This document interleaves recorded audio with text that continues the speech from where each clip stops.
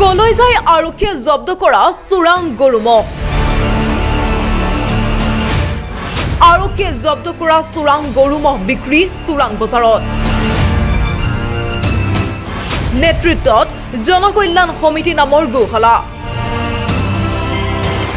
গোশালাৰ নেতৃত্ব লোৱা স্যাটেলাইট চেনেলৰ সাংবাদিক শফিকুল ইছলামৰ বিৰুদ্ধে বিস্ফোৰক অভিযোগ।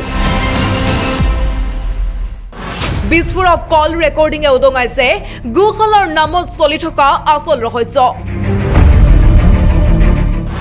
ৰহস্যজনক ভূমিকাত আৰক্ষী।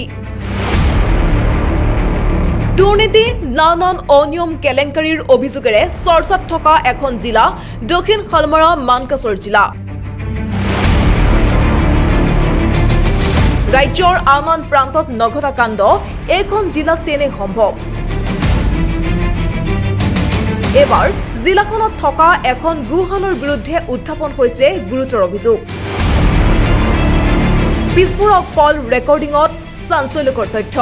চিন্তা করিস কথাটা ভাই, আমার মাল ধরে তোর মাল ধরে সকালে মাল ধরে ওর মাল বাংলা যায়, ওর মাল বাংলা যায়। আমি তুই ওটা ধরো, ওটা না ধরেন কে? হ্যাঁ ওটা ওসি হোক বেশি দেওয়া আছেন হ্যালো এই মনু ভাই, হ্যাঁ? এই আউগুলি 100 বার কো আমি মানি নুম। হ্যাঁ বেটাকে ধরো, তারা যাই মাল কিনে ওর হে মনে জানে। বসাররা তুই বসারে ধর, তুই না ধরস কেন? হ্যাঁ তোর খরু হয় যদি মাল, সুন্দর কথা, তোর মাল যেমন আমার মালও কিন্তু তেমন হয় না। না ভাই কথা তুই ধর, আমরা তোর সাথে আসি তো। বসার ফোন করছে মাল ছয়টা আছে কড়াই সবগুলোর ভাই, তুই শুনিস কথাটা যদি মিশো কথা হয়। হ্যাঁ হ্যাঁ হ্যাঁ সবগুলোর ভাই আছে, যা মাল দেখলেন। হ্যাঁ ভাই মাল লই যে এক খায় তোর মাল ধরে আমার মাল ধরে অমুকের মাল ধরে ওর মাল শুধু বাংলা যায়, এটা কোন আইন রে ভাই? কোন হ্যালো এই মনু ভাই, হ্যাঁ? এই আউগুলি 100 বার কো আমি মানি নুম। হ্যাঁ বেটাকে ধরো, তারা যাই মাল কিনে ওর হে মনে জানে। বুঝিস কথাটা মনু ভাই? হ্যাঁ হ্যাঁ হ্যাঁ ওটা আমি তোমার সাথে আমার সাপোর্ট আছি, তোমার সাথে না জেনুইন নাও করছো। হ্যাঁ একদম জেনুইন নাও করছো। না, চিন্তা করিস কথাটা ভাই, আমার মাল ধরে তোর মাল ধরে সকালে মাল ধরে ওর মাল বাংলা যায়, ওর মাল বাংলা যায়। আমি তুই ওটা ধরো, ওটা না ধরেন কে? হ্যাঁ ওটা আজকে ওসি হোক বেশি দেওয়া আছেন। আজকে আমরা যদি সবাই একতা হইলাম হয়। হ্যাঁ আজকে ওই মালগুলো না, হ্যাঁ ছড়া মাল আমি নিছি কিন্তু। হ্যাঁ আমি নিছি জানি না, আমার কুই নেওয়াইছে। হ্যাঁ বড় বড় ফোন করছে মাল ছয়টা আছে কড়াই সবগুলোর ভাই, তুই শুনিস কথাটা যদি মিশো কথা হয়। হ্যাঁ হ্যাঁ হ্যাঁ হ্যাঁ সবগুলোর ভাই আছে, যা মাল দেখলেন। হ্যাঁ যাই হোক দাবনরকে নিলাম। হ্যাঁ নিছি, তোর খরু হয় যদি মাল, সুন্দর কথা, তোর মাল যেমন আমার মালও কিন্তু তেমন হয় না। না ভাই কথা তুই ধর, আমরা তোর সাথে আসি তো। হ্যাঁ আর এটা আইন নয় তো যে ওকে নিয়ে আসি তাইলে? বেসানি রাতে রাতে বেসানি। বুঝছিস? না মাল তো 2 দিন পরে বেঁচেছে, হ্যাঁ মালটা আনছে দিনত। হ্যাঁ মালটা দিনত আনছে। দিন নিয়েছে, হ্যাঁ 4 দিন পরে, হ্যাঁ মালটা কোন দিনত নিয়েছে। হ্যাঁ 4 দিন পরে সব জানি। আমি হাইজাক মাল তো তোমরা হাইজাক তো হয়তো বসাররা।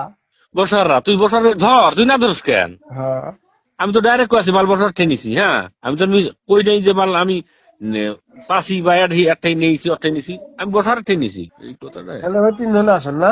3 জনে আছে। কাহানিও নুশুনা কাহানিও নঘটা এক বিস্ফোৰক অভিযোগ উত্থাপন হৈছে জিলাখনত থকা গোশালাৰ বিৰুদ্ধে। দক্ষিণ শালমৰা মানকাছৰ জিলাত অব্যাহত আছে চোৰাং গৰুৰ ৰমৰমীয়া বেহা। জিলাখনত একাংশ শীৰ্ষ আৰক্ষী বিষয়াৰ নেতৃত্বত উন্মুক্ত সীমান্তৰ নদীপথ অথবা স্থলপথেৰে চোৰাং গৰুৰ বেহা চলি থকা বুলি বিভিন্ন সময়ত বাতৰিও সম্প্ৰচাৰ হৈ আহিছে। তেনে সময়তে আন এক অভিযোগে কঁপনি তুলিছে জিলাখনত।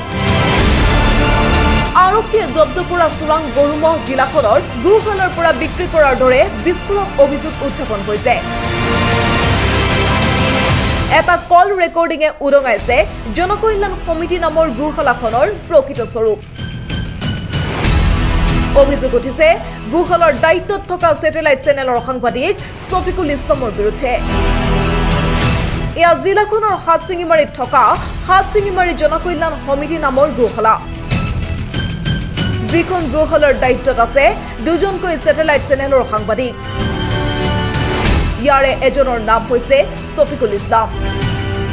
উল্লেখযোগ্য যে জিলাখনৰ পৰা চোৰাং ব্যৱসায়ীয়ে বাংলাদেশলৈ গৰু মহ সৰবৰাহ কৰাৰ সময়ত জব্দ হোৱা পশুধনসমূহ নিয়ম অনুসৰি চোৱা চিতা কৰিবলৈ চমজাই দিয়ে হালচিঙিমাৰী জনকল্যাণ সমিতি নামৰ এই গোশালাত। কিন্তু এইসমূহ গোধন চোৱা চিতাৰ নামত প্ৰকৃততে চলিছে কি? খবৰ অনুসৰি ছেটেলাইট চেনেলৰ সাংবাদিক ছফিকুল ইছলামে গোশালাৰ শ্ৰমিকৰ সহযোগত মাহৰ শেষৰ সপ্তাহটোত গোধনসমূহ চৰাবলৈ পথাৰলৈ নি পথাৰৰ পৰাই বিক্ৰী কৰি দিয়ে। এয়া চাওক দৃশ্য, মেঘালয়ৰ গাৰুডুবা পথাৰত শ্ৰমিকে চৰাই আছে আৰক্ষীয়ে জব্দ কৰা গৰুমহ। স্থানীয় লোকৰ অভিযোগ অনুসৰি গোধনসমূহ পথাৰত চৰাবলৈ নি পথাৰতে দৰ দাম কৰি বিক্ৰী কৰি দিয়া হয়। আনহাতে গোশালাৰ কদৰ্যময় পৰিৱেশৰ বাবে মৃত্যুক সাৱটি লয় পশুধনসমূহে।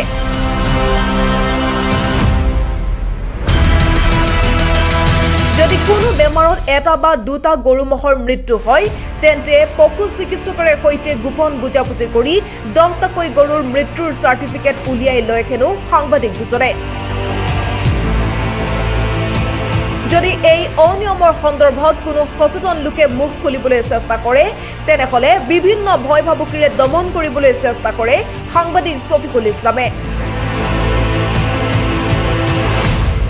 সাংবাদিক ছফিকুল ইছলামে গোশালাৰ নামত চলোৱা গৰুৰ আন এখন চোৰাং বজাৰে চকু কপালত তুলিছে সাধাৰণ জনতাৰ। শেহতীয়াকৈ জিলাখনৰ সংখ্যালঘু সংগঠন আমছুৱে গোশালাৰ গোধনৰ এই চোৰাং বেকাৰ বিৰুদ্ধে প্ৰতিক্ৰিয়াও প্ৰকাশ কৰিছে। সাংবাদিকৰ ৰূপত গোশালা চলাই গৰুৰ চোৰাং বেহা চলোৱা 2 সাংবাদিকৰ ওপৰত উত্থাপন কৰিছে তদন্তৰ দাবী।